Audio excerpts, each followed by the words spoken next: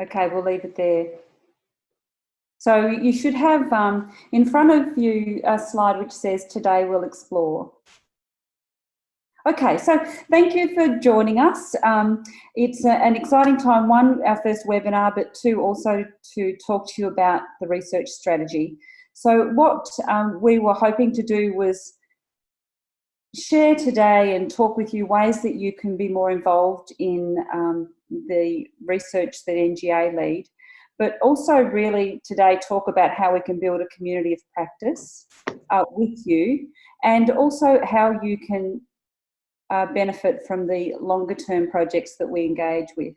And specifically, I'll go through the purpose and context, our aims and objectives, some key strategies, and the next steps leading up to our symposium in June, which I'll talk to you more about. So just I'm just moving that slide forward. Thanks, Bron. So just some purpose and context.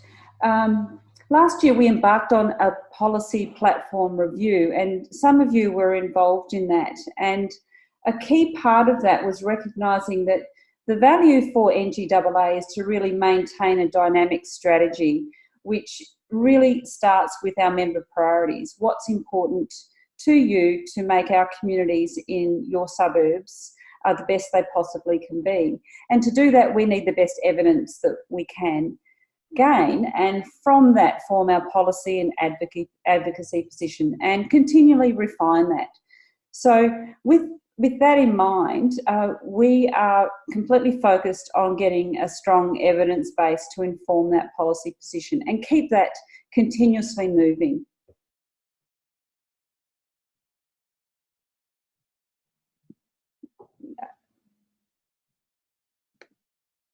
So if I look to the future and just position the research work that we're doing, our policy platform is very much anchored in the vision that we all share, which is really around, at the highest level, building resilient, livable and productive communities for our people to live in and for our businesses to operate within. So when we talk about research, it's important for all of us to be completely clear that any investment in our time or your time or our money or your money in research needs to have the sole aim of advancing this position. So it helps us really narrow onto exactly what's most important. So if I go to the next slide and just talk more specifically about the context today, it's the right time. I think there was a political campaign that was launched a couple of decades ago around this, that it's time. We have had some great research that's already been completed for NGAA over the last few years to support our advocacy position. Bronwen and our executive and you are constantly asked to present and discuss the issues that we're facing in the outer suburbs. We've just refreshed our policy platform to take a broad view of what we need to aim for. When I consulted with all of you from October last year, or many of you, everyone was very engaged about what we can do differently. Bronwen is receiving requests virtually every week, or sometimes might feel like daily for Bronwen, to participate in new research or to provide input into thought leadership events, both at a state and a national level. And so now's the right time for us to really have a strategy for how we can get our evidence base in sync and really leverage our combined resources. So to do that, Bronwen, I might get you to move that one across because it seems like your mouse is working better than mine. When then I look to form this research strategy and aims, the broadest aim is really about enabling us. Oh, are you there, Bronwen? Sorry, yes, that was me just being silly. There you go. Sorry, everyone. So the overarching aim is really about bringing us together to get the best knowledge to inform our policy positions. So if that's our overall aim, there were 4 key objectives underneath that this strategy pursues. One is collectively for us to be the go-to place for contemporary evidence and forward thinking on our fast-growing suburbs. 2, to really leverage the current and planned research activities undertaken by members so that we can advance our national policy position. And 3, to catalyse our knowledge sharing and get our members place-based research in a way where we can share that and leverage it. And 4thly, to provide a engagement framework to allow that to happen. So if we go to the next slide and look at the strategies that are going to inform that. The first one around advancing our policy position. Obviously, first of all, we're looking at what our federal policy positions are and looking at what information gaps that we have so that we can commission particular research to inform that. We will then consistently look to engage with the right people, whether that's industry or university partners or other industry groups, to undertake studies. We'll then really look at how we bring this together to support our position as the go-to place for this information. The second group of strategies that support Objective 2 are then around how do we leverage our member research? So we are looking to convene a member advisory group, which I'll talk about in a moment. We need to collect and have a view of what is the research that you are doing. We'll also, that's just flicked forward. We'll also continue to look out to industry and maintain a current view of research that's coming out of Infrastructure Australia, which we're constantly accessing. Organisations like the Property Council, UDIA, other groups of councils. We currently do that, but let's make sure we do that thoroughly and are able to then direct that back out to our members where appropriate. The key strategy for Objective 3 is to drive that community of practice through our first symposium. And then finally, the 4th one is to develop our relationships to support the research agenda. So they are the key strategies that we're applying this year to really kick off our research strategy and lay the groundwork. So if I go to the next slide, which is the framework, this framework really is providing a mechanism to get the most out of our collective resources. So the reason that it's structured this way is so that we've got a way for you as members, but also for other government and industry partners to know how to engage with us. So at the pointy end, our NGAA-led commissioned research, we've only got a very finite budget that we might only commission one study, a bit like the Profile ID State of the Fast Growing Out of Suburbs research that we did last year. We might do one of those a year. Importantly, in the centre of the pyramid is the member-led practice research. This is collecting what you are doing and then looking at that and saying, well, how can we leverage that nationally for a national policy position? Also, you might look at that and say, well, it's not just members that are leading this practice-based research, many things you're doing differently on the ground, industry also are. The reason that we've called this member-led practice research is that you might be partnering with industry to investigate shared mobility, for example, as a new practice which might inform a policy position. Whilst industry would be working with you, we really want it to be identified as member-led activity because then it's anchored in the problem that you're trying to resolve. So member-led research is in the middle of the pyramid, and then at the base is the partner-led research, which is largely those long-term studies that may be led by university partners or government or other peak bodies. So if we take that framework on the next slide, I've just broken out some more detail around each of those three tiers of research that NGAA would be involved in. And you can read through those whilst the screen's there, but it identifies who's the lead, how it's being funded, what governance we would apply to it, typically the duration, what's in scope, what the output might be, and what the availability of that is. If I speak to a couple of the points, when I've written availability, one of the key outputs from having conversations with you last year is that members wanted to have greater access to current evidence and research. So for each of these types of research, the extent to which we can make that available will be variable. So obviously everything that NGAA commissions will be fully accessible on our website. And when we look to member-led practice-based applied research, so something that you might be doing in your own LGA, naturally you would be the one that would give us the approval to then share that across our other members. So there'd be some governance around that. And obviously that last one, which is the partner-led research, the availability there, if we are joining with a consortia, well, a part of an agreement that we would have with them is that we could make whatever we do with that group available to all our members. You might have some questions on this one, but we can save those to the end of the presentation if you like.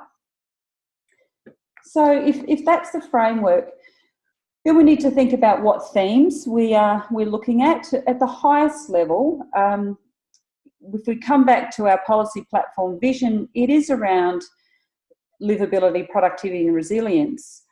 I think you will all agree that when we start to look at our communities, the research and particularly the innovation around activities that you're doing in your local government are around those intersection points. So it's where you have got a policy position that advances the livability and the productivity and the resilience of a community. So those intersections between those three will be really important from a research theme. The table on the right-hand side was some samples of the types of questions and opportunities that emerged when we were talking with members at the end of last year and during Congress. So they're not necessarily the ones that we would be focusing on in 2019, but it gives you an idea of let's really target particular themes and ask the questions and see whether it's important for us from a policy position to get the evidence around any of those questions. So if we then, to give you more of an idea of what we're looking at, some sample research projects. So as an example, the NGAA led commissioned research, obviously you're familiar with that. In the middle table, these were all real examples that emerged over the last few months that various members are involved in some way. And they may be some of the opportunities that we would look at is, well, in terms of how we can leverage that across the broader membership base. And the partner-led research at the base, they are all activities that Bronwen has had discussions with in terms of how we can provide in-kind support to inform that research. And that may be to offer to our members the opportunity to provide case studies or to participate in the research. So there's the future cities, the social disadvantage and the housing affordability through AHURI. So they're sample projects. What will happen is that following this research strategy, we'll then consult with you and then work up a 5-year plan under those three types of research for what that roadmap might look like. But importantly, the two key actions that we want to take to kick this strategy off is coming back to building that community of practice with you. And a key enabler for that is the symposium that we're very excited to be conducting in June, and absolutely delighted to say that that will be hosted at Wyndham City Council. Plus, because of some significant technology, will be able to offer some virtual participation in that. So that will be tremendous. But just to speak about the symposium, what we've spoken about is that this will be the first one in June, but we would hope that this would be a biannual event, or it might be annual. But it's very much grounded in you as the members coming together with us to say, what are the leading applied research that you're doing within your local communities that could inform a national policy position or shift practice forward. And we will be inviting key stakeholders such as Infrastructure Australia, state government, federal government, obviously be open to our council members so they can hear from you and from us. We'll be issuing a call for speakers next week, and there'll be more information in that call. But the types of things we'd be looking for is for you to submit an overview, which may be considered to be a keynote presentation, or it could be a 5-minute, we're calling it a Focus 5, which is an opportunity to join a panel on the same theme, and you would have 5 minutes each. Or it could be a virtual poster or actual poster. So that information will come out next week, but we're really hoping that it'll bring together not just the research and planners within our members, but also your strategic planners, or it might be your community planners, and start to build that community of practice.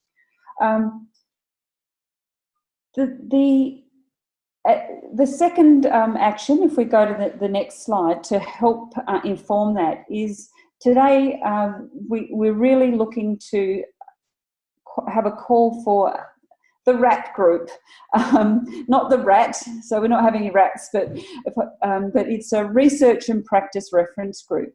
The importance of this group is to have a way where members can come together. It would have potentially 6 to 9 delegates, which would have representation from each state, to help curate and join up that member-led research.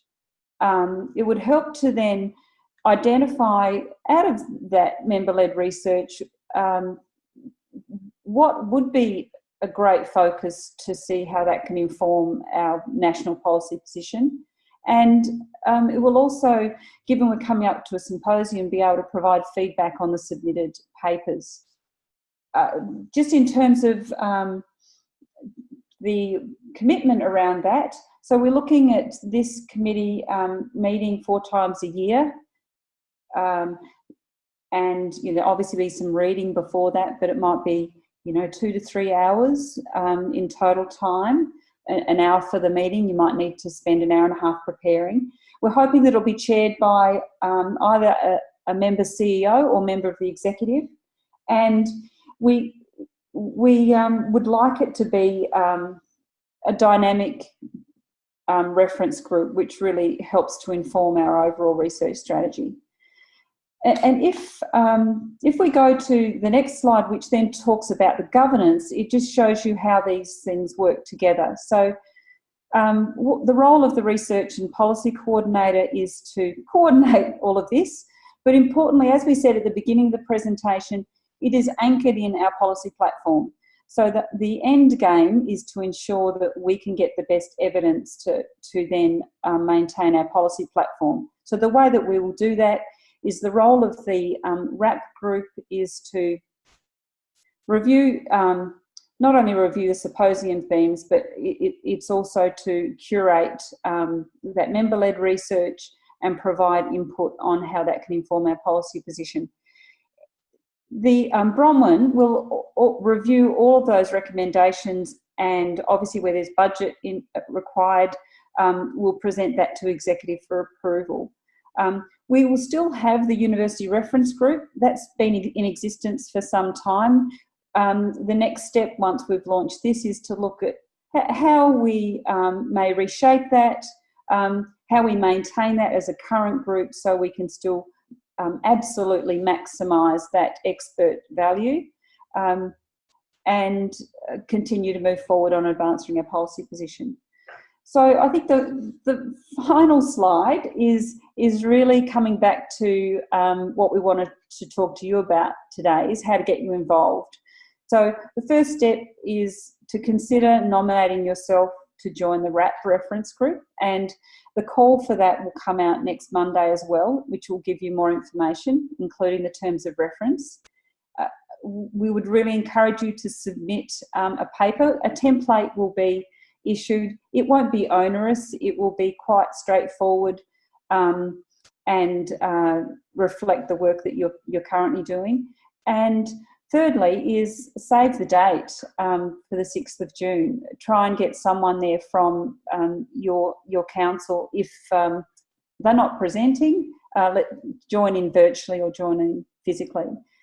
So I think the last slide is questions. So I've gone through everything that to position the research strategies. So I'm happy for you to direct questions through the chat to Bronwen, and she may be able to respond and direct to me if needed as well. So thank you. Thank you so much, Sandy. We're really grateful for all the work that you've put in to this, and I think it's just a great opportunity for us to really have a think about why we're doing research and how we can do it better. So thank you. There's a lot of information in there, but what I love about it is that it seems to really streamline and simplify what could be a really complex type of project that we're hoping to do. NGAA in its whole 10 years has built its reputation on its evidence base. And we know there's such significant research going on within our member councils as well that it just seems a shame not to collaborate and to share that where we can, and to find a better way forward for our communities, which is really why we're all here. So what I might do is open up to questions. Look, we've got plenty of time, so like if you would like to speak, we can just unmute yourself and speak. We haven't had too many comments coming through, but here's one from Sid, one, and from Casey. So Sandy, can you tell us what sort of research seems to be really standing out at the moment?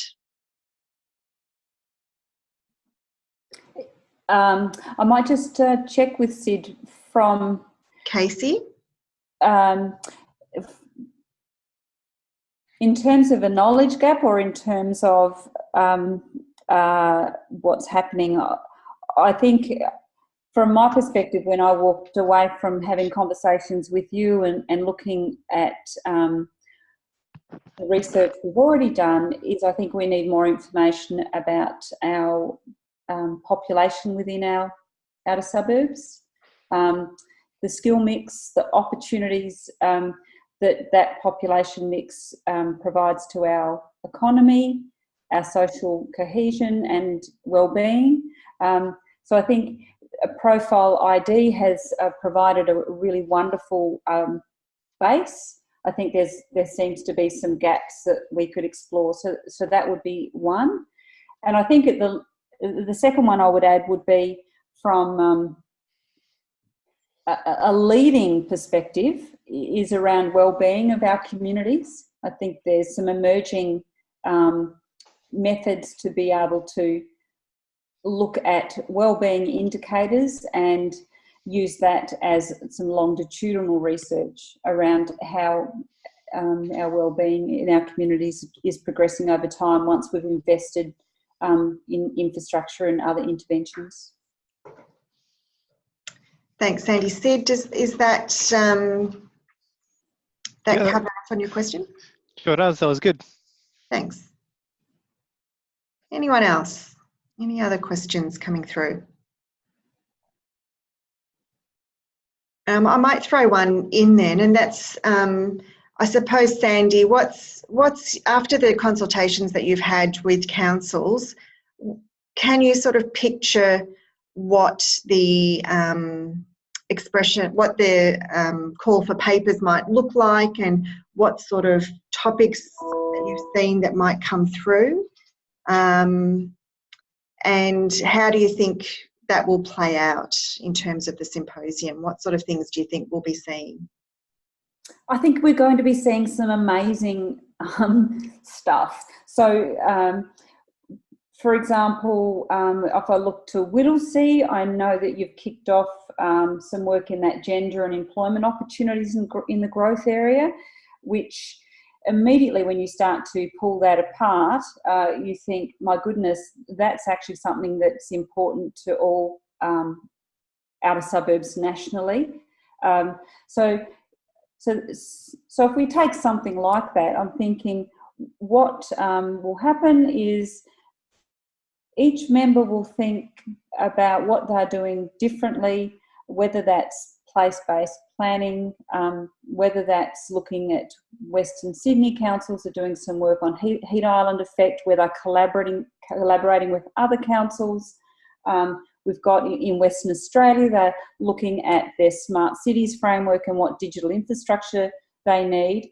So I'm seeing it very much grounded in probably the strategic planning or community planning area within the local government. And they may well have been working with an industry partner to look at a new way of approaching planning and development to address the problem that they're trying to address. And I think to get into the symposium, members would just complete it's probably going to be a page and a half, which will outline what's the problem that you're trying to address, how are you doing that, and what are the outcomes, but also importantly say what are the implications for policy change at a state or federal level, and then indicate which policy area. And those two questions at the end will determine the viability of then having that as more of a keynote or as a theme paper, because it'll be relevant to everyone. Okay, thank you. That's great. So we've got a question from Penrith. Is there any interest or a call from the government in identifying the benefits, particularly the economic benefits of investing in growth areas? And do they want dollars to show its worth, similar to what we did initially for Fund Our Future? So I think that's around the research that we did that showed the dollar gap, the investment gap in infrastructure. So how do we, is there interest in measuring the benefits of that? And Bronwen, you might be able to answer this more fully than me, but I'm seeing more so that government's interested in place-based economic return. And that place might be a region, or it might be a more discrete community, as opposed to a general ask. When Peter Colaccino from Infrastructure Australia spoke to us at the Congress, he indicated that there was more of a move to look to other indicators as a return on investment, not just economic growth. Yeah. So that whether that meant more health and wellbeing indicators, which then reduced the indirect costs of hospitals, or whether we could measure the increase in education outcomes and how that impacted the economy. So I think what that shows is that there's probably a better understanding of some of the issues that the that we're facing, and that we need to have more complex ways of measuring the outcomes and the benefit of those infrastructure investments. Yeah, that's a very general answer to that question, Bronwen. You might want to provide more detail on that. Look, I was just going to extend it a bit by saying that through the Smart Cities Plan of the federal government, they've created the Cities Performance Framework, which is really high-level statistical analysis of cities' performance. So I think the benefit that we have as an alliance is of those smaller scale measures of the impact of investment on, especially on wellbeing.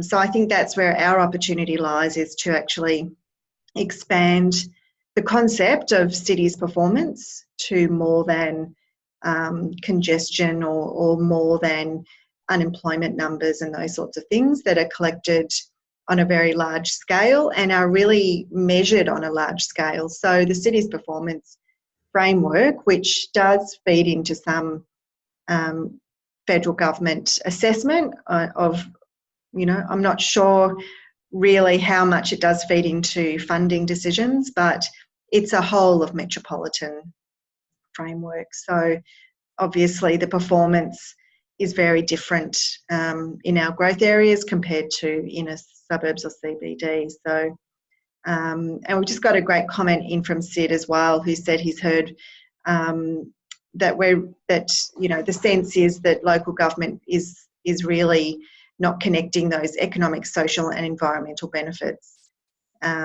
on their return on investment analysis. So I think that's really something that we have the expertise and the experience across our alliance to produce that sort of information. Great. Any other questions?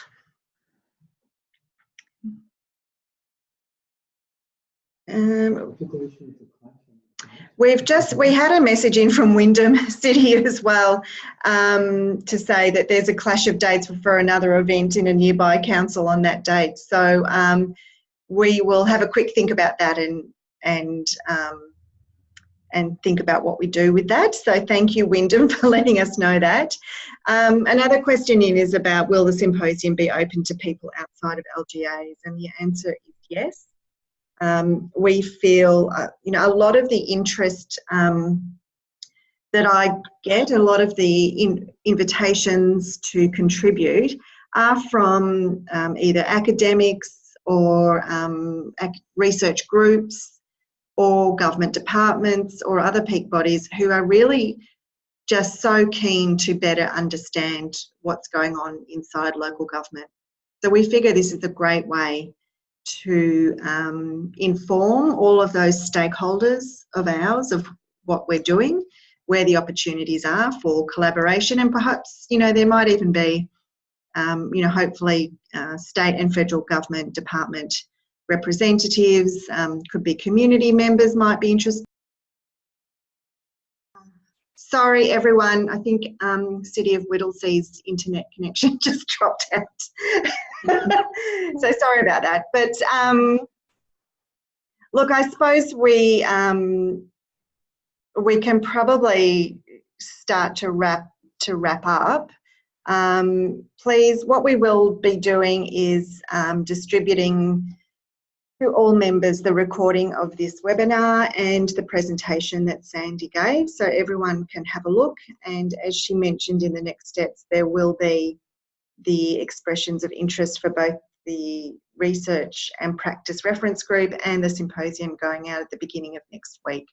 So we're basing those steps on the anecdotal evidence that we've heard of a lot of people across our membership who are keen to find a way to get involved with our work. We know the current structure sometimes is quite restricted through our executive committee, but we want to make sure that all of that expertise we have in our offices across councils has a way to feed in to our work. So we'd be really keen to receive applications on that. So stay tuned for confirmation or otherwise of the date of the symposium, and thanks for letting us know about that. The next webinar will be on Tuesday, the 9th of April, again at 1 p.m. And we have Infrastructure Australia presenting there. So they're going to give us an overview of their infrastructure priority list, which was released in February, and the process that they use to assess major projects for inclusion on the list. So they'll be looking at how they assess business cases that are submitted and that sort of thing. I think it's going to be really interesting for our member councils who, you know, sometimes see these really significant projects and not sure where to start. And I know some of them are looking now at progressing, you know, they've got to the point where they can progress a major regional project to the IA submission process. So that will be the next one. We'll start publicising that soon. In the meantime, please feel free to contact us at any time, Sandy or I or any of the rest of the team, any questions on research. And thanks again to Sandy for all your hard work. Thanks to everyone who's joined us here. Keep in touch, and we will be sending you a lot of information on Monday and hoping that you put your submissions in and your applications in. Any final comments? If not, thank you very much, and we'll see you next time. Thanks, Bronwen. Thank you. Thanks, Bron. Thanks. Thanks, Bron. Thanks, Rach. Now, how do we get out? I'm going to end it. There we go. I'm ending now. See you.